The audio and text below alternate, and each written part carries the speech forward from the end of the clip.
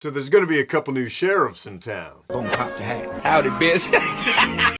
My lady. So to introduce you to them, Let's get started with the power of my editing and your imagination. Whoa! You could do anything you put your mind to. by the way, if any of this is corny, just leave a little note down there, and we'll talk about it. So I decided I need some new cameras because I want to try some new things on here. And I did some research, and here's what I came up with. Basically, my goal here was to find a way to get a smaller camera that's not a DSLR that I can bring with me that takes high quality shots. That's all I'm after. I'm basically after the compact camera version of the iPhone. I don't want a lot of thrills. Just give me something ready to shoot out the box and we out, all right? So that's what we're gonna go through here today very briefly. You're gonna want one of these fancy box cutters here. Now these were both packs from Amazon, and here we got some extra cables, blah da blah da blah, camera bag, the best part of the whole package.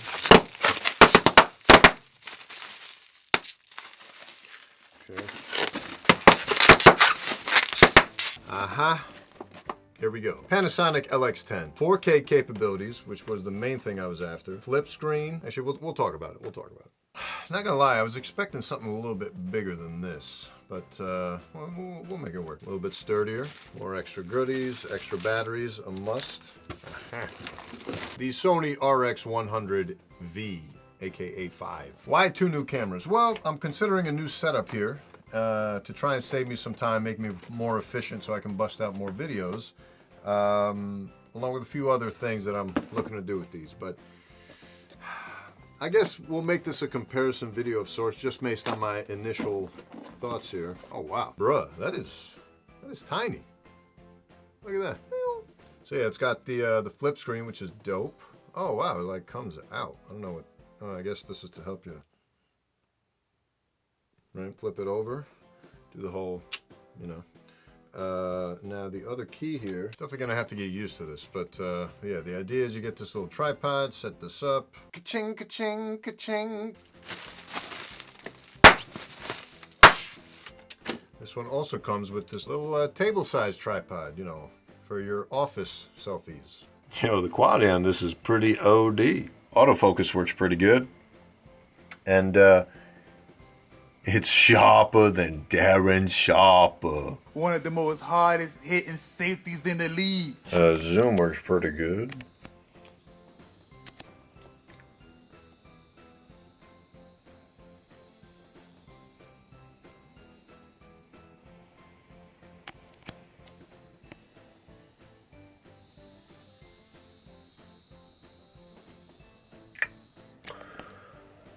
Yeah, so I would say my only complaints with this thing are, it's got pretty good range even with just my arm, but I'm sure the selfie stick will help.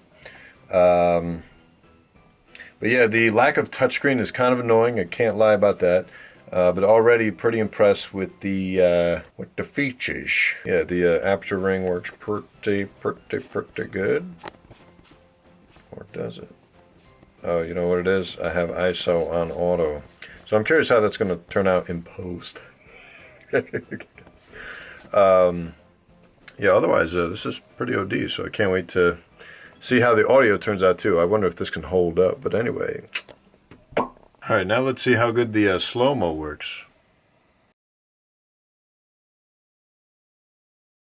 Back to the Panasonic. I'm really surprised with how compact these guys really are. Here's your Leica lens. Shout out to Don Draper. I think this is the best one, Leica. And this one too, flip screen. That's pretty dope. They both feel pretty similar. Size-wise, the same to me. I mean, I know somebody out there is gonna bust out a ruler, but nah, dude. So, and then here you got the little flash. Got it! And then this, the aperture ring. Oh shit. Let's see. Gonna have to mess with these dials a little bit. Takes a little getting used to, but I gotta say, the menu's a lot easier to navigate. just from the nature of being a touchscreen, and the image looks a little blurry, a little shaky, but the autofocus seems to hold up, kinda. It tracks me, which is dope. Yeah, I'm curious how this is gonna turn out, but I guess we'll see. The key thing I think for both of these is the 4K. I'm really excited about that, to get a crisper image. The other thing I like is the ability to capture better low light, so that's going to be a little bit helpful, especially for that little, what I'm going to start calling the basement buddy basin. Basement buddy basin. Basement buddy basin. Basement buddy basin. Hell yeah, what up? Okay, back to this. Yeah, so obviously you got all your manual controls, which is dope. As you can clearly see, these will fit in my pockets. Batteries, I'm not so sure how the battery life's going to be. I'm gonna have to test that out. But I mean, I'm really going to be mostly using these for small productions. Here's the thing. Here's the kicker. You know, you're deciding, okay, do I need two? Should I just go with one? What do I do? And here's the key thing. So they both came with these fancy packs that you can get off Amazon, suspiciously for the same price as just getting the base camera, which doesn't really make a lot of sense to me. But in any event, you know, I wasn't so sure that this was necessary. But I think what really pushed me over the edge, you know, I don't have 4K on this Canon 70D. And what dude doesn't enjoy having new toys? And the other thing was, you know, you're debating price too, because the Panasonic with its whole pack, $700. With the Sony and its packaging, you're looking at about $1,000, a little over $1,000. So why the difference? I mean, you could say Sony's a bigger brand name. It also rolls off the tongue easier than Panasonic. Sony.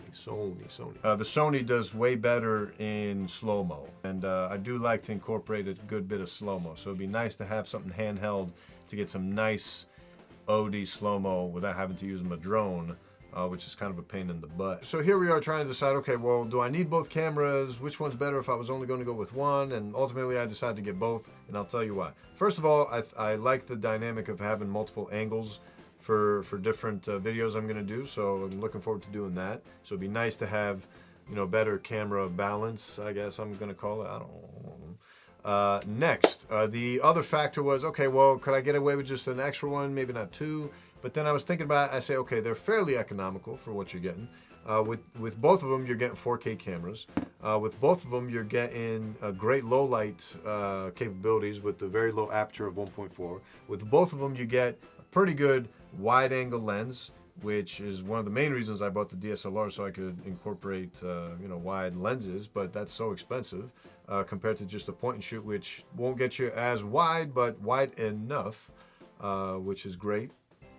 The other key thing with these is, the touchscreen on the Panasonic. This one does, I believe this one doesn't have a touchscreen, but regardless, that's not a huge deal breaker for me. But the other key thing is the flippity screen. The flippity flappity screen is a crucial factor. This is a must for video recording, so at least for the stuff that I do. So that was a big factor there. Again, the 4K is huge. Probably one of the main, I mean, I wouldn't have bought these cameras if they didn't have 4K capabilities. You know, you gotta go 4K these days. The other advantage with the Sony is the slow-mo. Does very good slow-mo from what I've read.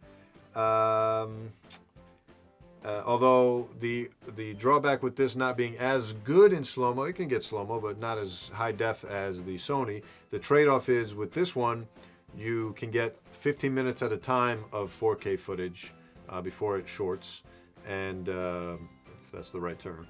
And then with the Sony, you only get 5 minutes, which is kind of a bun. But you know, I guess it's due to overheating. But again, you get the OD slow-mo, so that's something. Yeah, I mean, we'll see how battery life is. I'm not sure how battery life is between the two.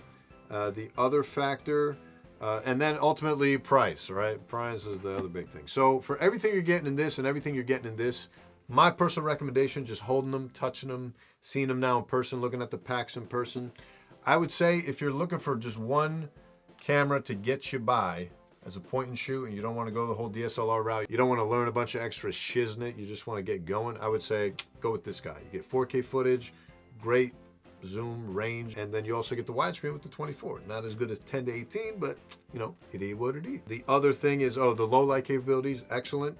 And again, 4K footage, I can't stress that enough. That's, again, main reason I went after this camera. Oh, and then price-wise. So then you get all that, plus this whole pack, $700.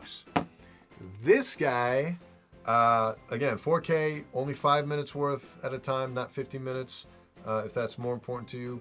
You know, actually, this one only goes to 1.8. I apologize. This one goes to a 1.8 aperture max. This one goes to a 1.4. So this one's even better and presumably better in low light than this guy.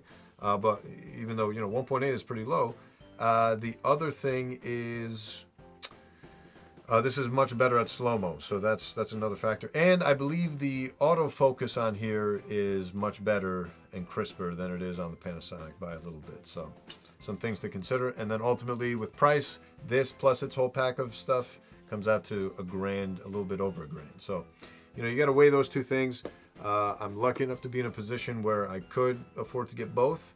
I'm looking forward to really maximizing the potential of both to, you know, bust out more footage, more crisp looking stuff, and we'll see how it shakes out. But yeah, that's all I got. So till the next one, we out. Peace.